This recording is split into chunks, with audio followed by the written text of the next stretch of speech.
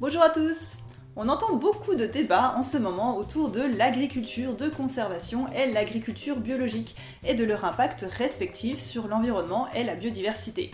Entre les partisans de l'un ou de l'autre, beaucoup de fausses informations circulent. Je vous propose donc de vérifier ensemble ce que dit la science à ce sujet. On parlera également de glyphosate et de méthodes scientifiques. C'est parti!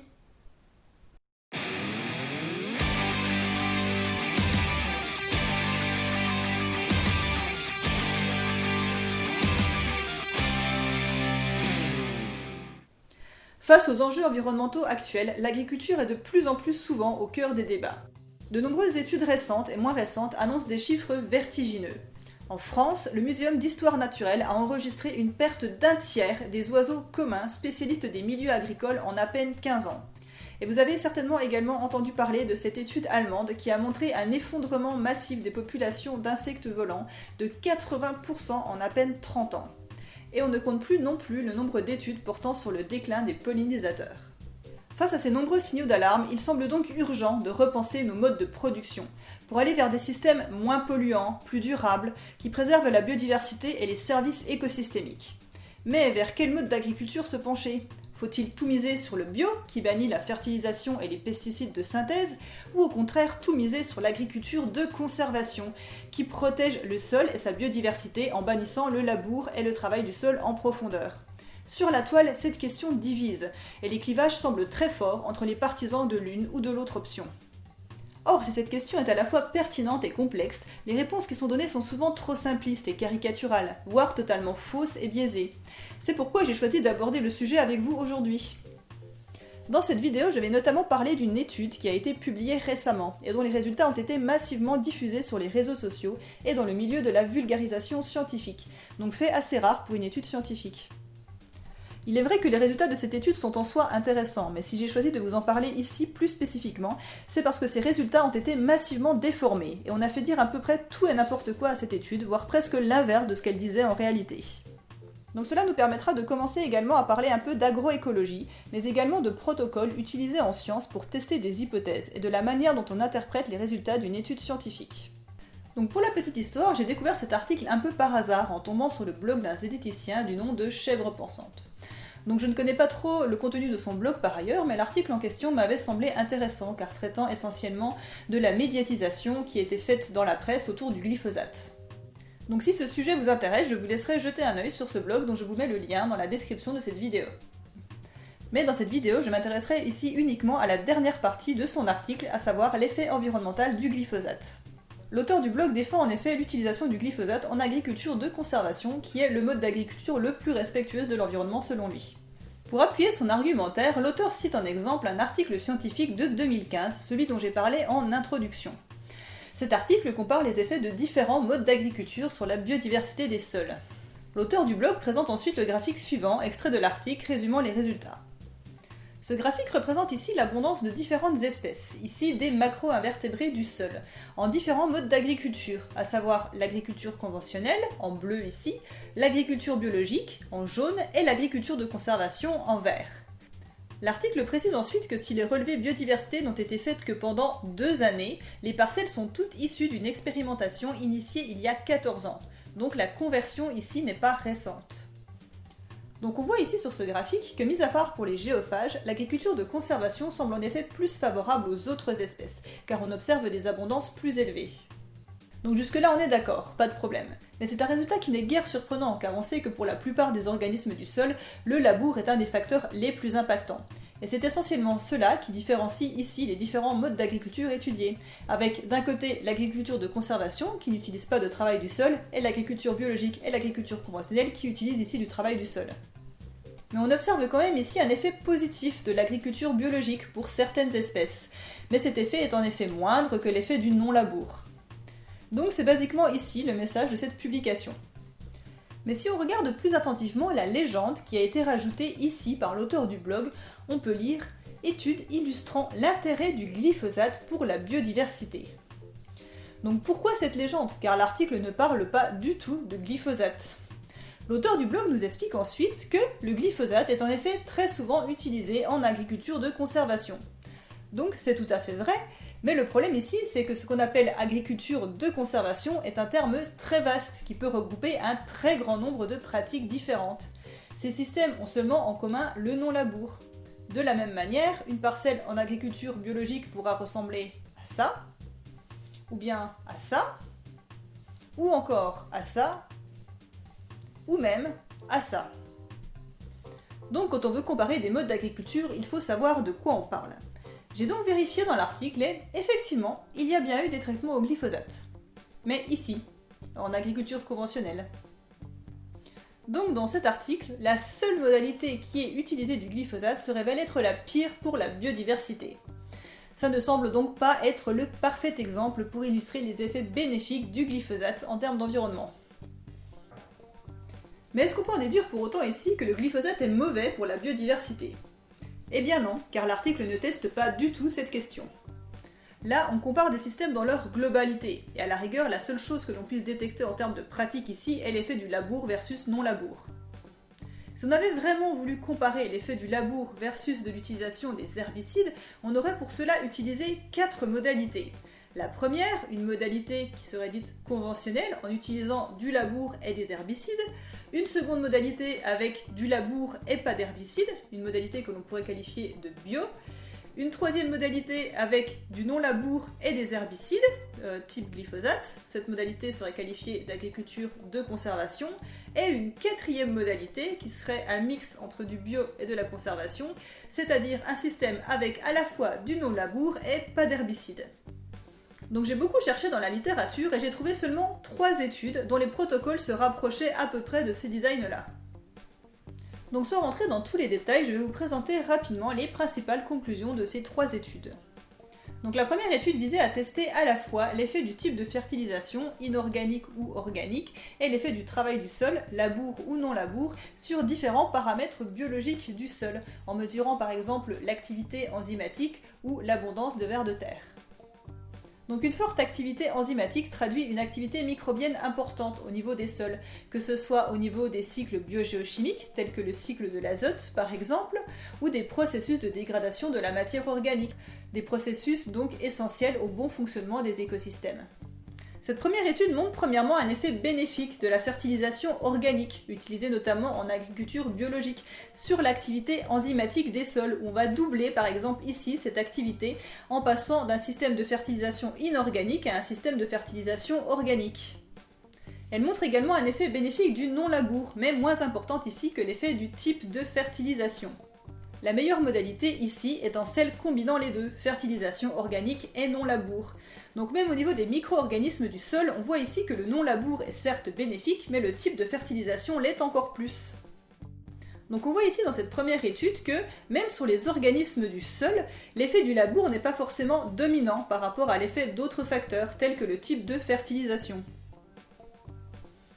À ce sujet, il y a une remarque intéressante que l'on peut faire si l'on compare les résultats de cet article à l'étude précédente. Dans le premier article, on avait en effet un résultat plutôt inverse, à savoir un effet prépondérant du travail du sol sur le fait que la parcelle soit bio ou non bio. Une des raisons qui pourrait expliquer cette différence ici est que dans l'étude précédente, les auteurs précisent qu'aucun amendement organique n'avait été apporté à la modalité agriculture biologique, et pour une raison technique, à savoir la difficulté d'approvisionnement du fumier en région parisienne. Les scientifiques avaient alors remplacé ces amendements organiques par l'utilisation de plantes légumineuses pour les apports en azote. Donc cette deuxième étude suggère ici qu'on aurait peut-être eu des meilleurs résultats dans l'étude précédente pour la modalité agriculture biologique si on avait utilisé des amendements organiques.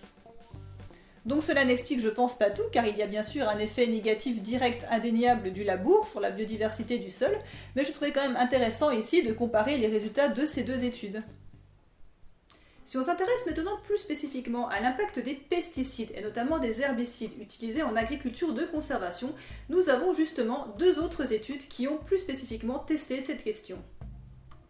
La première étude a comparé l'impact de 3 systèmes de culture sur l'abondance des oiseaux spécialistes des milieux agricoles. Dans cette première étude, nous avons premièrement une modalité agriculture conventionnelle qui va utiliser du travail du sol pour enlever ici les mauvaises herbes avant de semer, mais pas d'herbicides. Une seconde modalité, agriculture de conservation, qui va remplacer ce travail du sol par l'usage d'un herbicide total, à savoir ici du glyphosate. Puis par la suite, on aura une nouvelle application d'herbicide plus spécifique au moment de semer.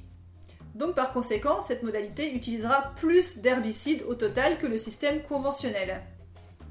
Finalement, la troisième modalité ici est un système en agriculture de conservation que l'on pourrait qualifier d'amélioré. Dans ce troisième système, on remplace le traitement glyphosate par une culture de couverture avant de semer, qui va limiter la prolifération des mauvaises herbes. Cela permettra de n'utiliser par la suite qu'un herbicide spécifique au moment de semer pour enlever cette culture de couverture. Dans ce troisième système, nous utilisons donc moins d'herbicides que dans un système d'agriculture de conservation classique avec du glyphosate, et seulement des herbicides spécifiques ciblés. Et voici donc les résultats. On observe donc effectivement un bénéfice de l'agriculture de conservation, mais seulement pour le système n'utilisant pas de glyphosate. Cela s'explique simplement ici par le fait que l'on ait utilisé plus d'herbicides que dans le système conventionnel, ayant remplacé le labour par un traitement au glyphosate. Mais d'un point de vue biologique, comment expliquer ici l'impact des herbicides sur les oiseaux ? Parmi les espèces étudiées, l'alouette des champs et le bruant broyé ici sont des espèces essentiellement granivores durant l'hiver, mais qui nourrissent leurs petits essentiellement de petits invertébrés durant la saison de reproduction. La bergeronnette printanière, quant à elle, est essentiellement carnivore toute l'année. Mais pour cette dernière, les effets négatifs des herbicides sont également visibles, alors qu'elle ne se nourrit pas a priori de plantes adventices. Mais on peut tout de même supposer que les mécanismes à l'œuvre ici sont des mécanismes trophiques. En effet, les herbicides ici vont diminuer l'abondance des plantes dont les oiseaux se nourrissent. Mais les effets vont également être indirects, en diminuant l'abondance des insectes qui se nourrissent eux aussi de ces plantes, et par conséquent cela va impacter également les espèces insectivores. Mais cette étude n'est pas la première à suggérer qu'une des causes du déclin des oiseaux spécialistes des milieux agricoles serait l'utilisation d'herbicides et de pesticides qui diminuent les ressources nutritives de ces oiseaux. La disparition des haies, fréquemment citée, ne serait donc pas le seul facteur impliqué, notamment pour les oiseaux spécialistes des milieux ouverts tels que l'alouette des champs, qui évitent les haies et nichent au sol. Or, cette espèce a vu ses effectifs diminuer d'un tiers en à peine 15 ans en France. La dernière publication concerne maintenant une étude similaire, mais portant cette fois sur les chauves-souris. Cette étude rajoute une modalité agriculture biologique. Nous avons donc cette fois 4 modalités. Une première modalité correspondant à l'agriculture biologique, désignée par OT dans cette publication, où nous avons du labour mais sans pesticides. Une seconde modalité, C pour conventionnel, où nous avons cette fois du labour et 2 passages d'herbicides. Nous avons une troisième modalité agriculture de conservation, nommée CTH dans la publication, où cette fois nous allons remplacer le travail du sol par un traitement herbicide. Donc dans cette modalité, nous avons donc 3 traitements herbicides, donc une de plus qu'en conventionnel, et même si du glyphosate n'a pas été utilisé dans cette publication, c'est la modalité qui se rapproche, je pense, le plus, selon moi, d'un mode d'agriculture de conservation avec glyphosate, puisqu'on va remplacer ici le labour par un traitement herbicide, et cet herbicide peut être un herbicide sélectif ou un herbicide total, puisque la culture n'est pas encore en place. Finalement, cette publication propose également une 4e modalité qui pourrait être qualifiée d'agriculture de conservation améliorée, où l'on va tenter de diminuer les apports en herbicides. Pour cela, on remplace le travail du sol du conventionnel par un travail du sol superficiel qui remplace l'utilisation d'un herbicide.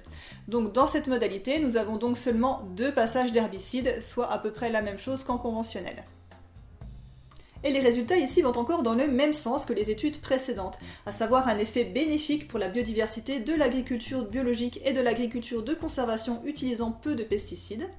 En revanche, l'agriculture de conservation utilisant plus d'herbicides ne se révèle pas meilleure ici que le conventionnel pour la biodiversité. Toutes ces études soulignent donc un point essentiel. Il existe une très grande variabilité entre les systèmes dits d'agriculture de conservation. Et si le labour est remplacé par un usage accru d'herbicides, les effets sont pour le moins mitigés, voire quasiment inexistants, ou même pires que ceux de l'agriculture conventionnelle, comme nous l'avons vu précédemment, et ce du fait d'un usage accru d'herbicides. C'est pourquoi il faut toujours comparer ce qui est comparable, et ne pas extrapoler au-delà de ce que nous disent ces études. Selon les auteurs mêmes de ces études, la très grande différence de résultats observés dans les études portant sur l'agriculture de conservation pourrait être expliquée du fait de ces différences de pratiques. Donc seule une étude avec un design adapté permettant de contrôler l'effet de ces pratiques peut nous permettre de conclure sur les effets positifs ou négatifs de ces pratiques. Mais à présent que nous avons présenté les résultats de ces différentes études, je vous invite à revenir au début de notre histoire.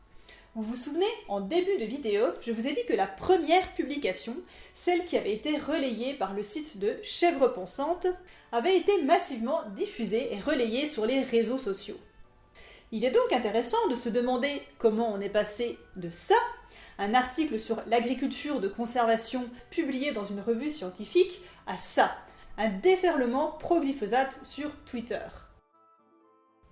Donc sans jeter la pierre ici à tous ceux qui ont relayé cette information, il est quand même intéressant de se demander ce qui s'est passé ici, entre les deux. Donc j'ai mené ma petite enquête pour trouver la source, l'origine du problème, le patient zéro, celui par qui tout a commencé. Et je suis tombée sur Forum Phyto. Donc pour ceux qui ne connaîtraient pas Forum Phyto, c'est un site internet qui diffuse des informations sur les produits phytosanitaires, mais de manière, disons, relativement orientée.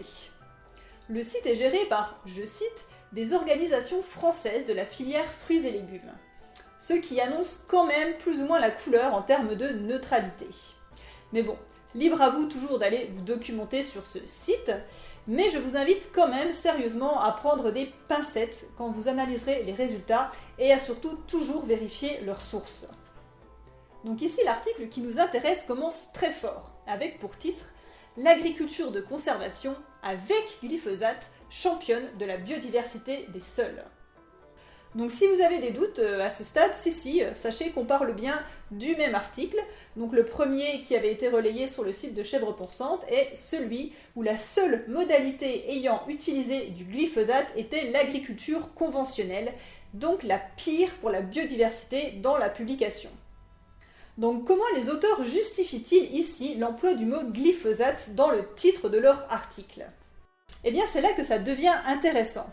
Donc au cours de leur article, on apprend que l'INRA aurait caché, a priori, plus ou moins volontairement semble-t-il, des informations sur leur protocole.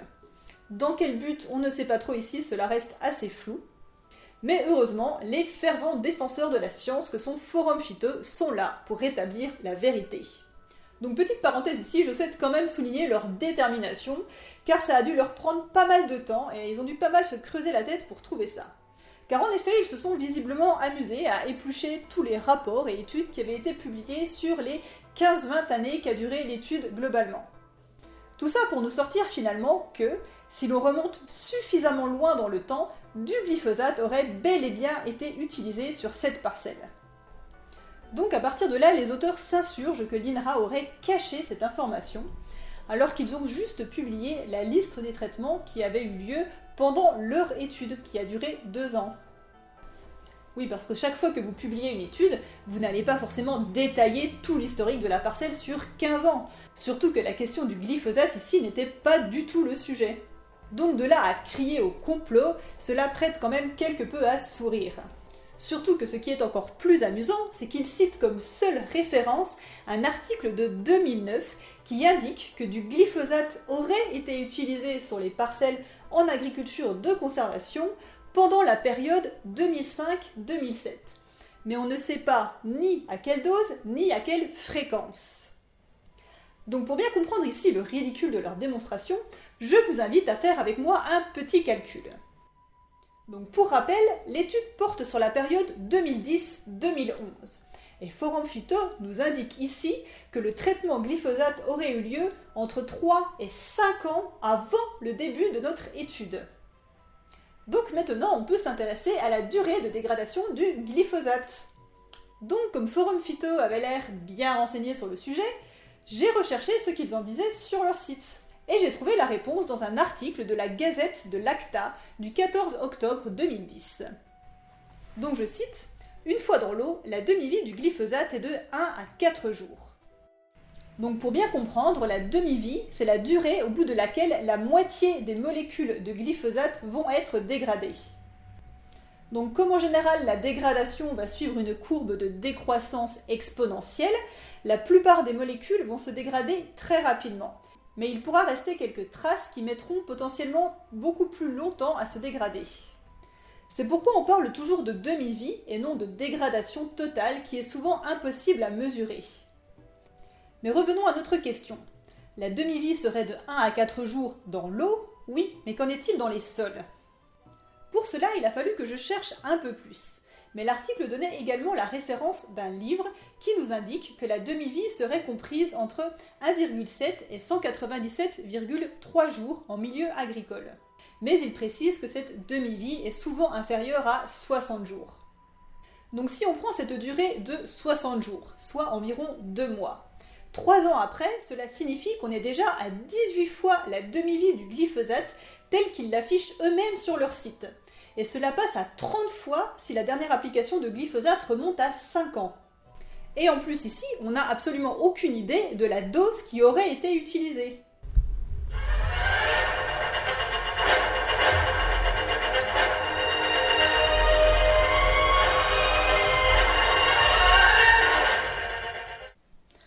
Bon, plus sérieusement, je conçois qu'il puisse être intéressant de restituer le contexte de l'étude, mais il faut le faire bien. Déjà, premièrement, si le but de leur article était de démontrer l'efficacité du glyphosate, ils auraient dû clairement choisir un autre exemple. Premièrement, car nous avons vu ici que le protocole de cette étude ne permettait absolument pas de trancher sur cette question. Et deuxièmement, et c'est là que le contexte devient intéressant, car cette parcelle n'est pas représentative de ce qui se fait traditionnellement en agriculture de conservation. Cette expérimentation long terme menée par l'INRA a été conçue avec pour objectif de tester des systèmes de culture innovants. La parcelle bio est ainsi qualifiée d'atypique, car basée sur des rotations courtes, sans élevage et sans apport de matière organique exogène. Le système agriculture de conservation intègre quant à lui une culture de couverture permanente, vivante, ce qui reste relativement atypique dans la plupart des systèmes en agriculture de conservation. Et l'objectif affiché global de cette étude est notamment la baisse des intrants, en particulier des pesticides herbicides. L'idée n'était donc pas de comparer ici les systèmes de culture existants, mais au contraire d'expérimenter de nouveaux systèmes de culture innovants. Donc toutes ces informations viennent d'une conférence qui avait été organisée par l'AgroParisTech et l'INRA de restitution justement des résultats de cette étude long terme. Donc toutes les vidéos et les présentations qui avaient été faites pendant cette conférence sont toujours accessibles en ligne. Donc si ça vous intéresse, je vous mets tous les liens dans la description de la vidéo. Donc les compléments apportés par cette conférence vont me permettre également de discuter d'autres points qui ont été mis en avant par Forum Phyto. Donc concernant la question des rendements par exemple, Forum Phyto insiste dans leur article sur le fait que les rendements observés dans cette étude en agriculture biologique sont légèrement inférieurs à ceux de l'agriculture de conservation, ce qui remettrait en cause selon eux la performance des systèmes en agriculture biologique. Mais si on regarde maintenant au niveau des marges financières, cette fois, on constate que le bio bat très largement l'agriculture de conservation, et même le conventionnel dans cette étude. La notion de performance ici dépendra donc vraiment de ce que l'on choisit de considérer. Les chercheurs soulignent également dans la conférence les difficultés très importantes qu'ils ont eues à mettre en place le système agriculture de conservation.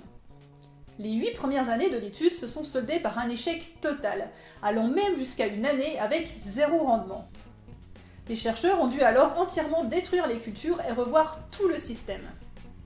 La difficulté essentielle vient du fait que nous ne sommes pas ici dans un système en agriculture de conservation traditionnelle, mais nous allons, afin de limiter les apports d'herbicides, maintenir une couverture végétale vivante permanente sur la parcelle, ce qui cause un certain nombre de problèmes, et notamment de compétition par rapport à la culture en place.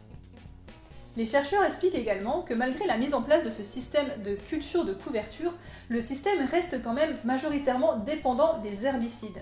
Et cela, combiné aux baisses de rendement, notamment du fait de la compétition avec la culture de couverture, va expliquer les marges financières fortement réduites.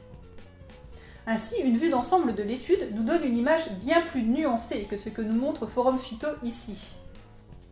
Mais je rappelle ici que tant le système agriculture de conservation que le système agriculture biologique ne sont ici que des expérimentations visant à tester des innovations de ces systèmes de culture. Il serait donc très fallacieux de vouloir généraliser ces résultats pour comparer les performances de l'agriculture de conservation versus de l'agriculture biologique, comme le fait Forum Phyto dans leur article. Mais sans vouloir faire de procès d'intention ici, on peut quand même se demander à qui bénéficierait ce type de stratégie de désinformation visant à survaloriser les effets bénéfiques de l'agriculture de conservation et à dévaloriser l'agriculture biologique. En se basant sur tous les constats précédents, la réponse semble relativement évidente. Rappelons que tous les systèmes d'agriculture de conservation restent très dépendants des herbicides et en utilisent généralement encore plus que les systèmes d'agriculture conventionnels. Cependant, tous ces systèmes renvoient en même temps une image beaucoup plus écologique, car l'accent est mis sur la préservation des sols et de leur biodiversité. Et les firmes de produits phytosanitaires ne s'y sont pas trompées. Ainsi, on peut par exemple lire dans le rapport d'activité 2019 de Syngenta: aujourd'hui, plus de 50% des terres agricoles sont touchées par la dégradation des sols. Notre réponse consiste à travailler activement aux côtés des agriculteurs pour promouvoir une agriculture de conservation. En plus de notre collaboration avec les agriculteurs, nous sensibilisons également les partenaires de la chaîne de valeur, les universitaires, les institutions gouvernementales et d'autres encore à l'importance de la conservation des sols. Par exemple, Syngenta est depuis 6 ans le partenaire du secteur privé de la Convention des Nations Unies sur la lutte contre la désertification. Donc en plus de ces actions de lobbying clairement affichées ici, on apprend que Syngenta finance et accompagne des événements, des conférences et un grand nombre de projets pour promouvoir l'agriculture de conservation. Donc en plus du retour d'investissement sans doute espéré ici via la vente accrue d'herbicides, ces actions font l'objet d'une très vaste communication de la part de Syngenta visant à promouvoir l'image écologique plus verte de l'entreprise, qui semble donc gagnante ainsi sur tous les plans. De la même manière, on trouve par exemple sur le site de Bayer des articles très fleuris, comme par exemple celui-ci. Bon, en vrai, si vous traitez votre magnifique prairie fleurie au glyphosate, il y a quand même plus de chances que ça ressemble à quelque chose comme ça. Mais j'avoue que c'est tout de suite un peu moins vendeur. On comprend donc pourquoi le stagiaire de la com a préféré la première image. Cette stratégie de communication utilisée par l'industrie phytosanitaire vise donc à faire de l'agriculture de conservation le nouveau cheval de Troie pro-pesticides. Alors une bonne fois pour toutes, arrêtons ce discours trompeur. Non, l'agriculture de conservation, si elle vise à remplacer le travail du sol par encore plus d'herbicides, n'est pas le mode d'agriculture champion du monde de la biodiversité. N'en déplaise à Syngenta, Bayer et compagnie. Donc mon message finalement pour conclure, ce ne sera pas l'agriculture de conservation c'est mal ou bien le bio c'est mieux. Une telle simplification n'a absolument aucun sens. De quoi parle-t-on ?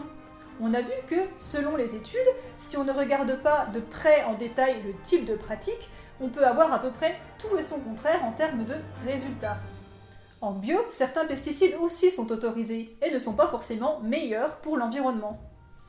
En agriculture de conservation comme en agriculture biologique, le gradient est très large entre d'un côté les agriculteurs convaincus qui vont tout mettre en œuvre pour essayer de limiter leurs impacts sur la biodiversité et au contraire favoriser un maximum les services écosystémiques, et d'un autre côté par exemple le bio-industriel qui tente de conquérir le marché en tirant vers le bas tous les standards qui ont fait le principe même de l'agriculture biologique. Et les agriculteurs biologiques sont les premiers à dénoncer ça. Mais nous aurons l'occasion de revenir un peu plus en détail sur le bio dans une prochaine vidéo. Retenons juste ici d'éviter les messages trop simplificateurs qui sont en général toujours faux. Un écosystème, et même un milieu agricole géré, c'est absolument tout sauf simple.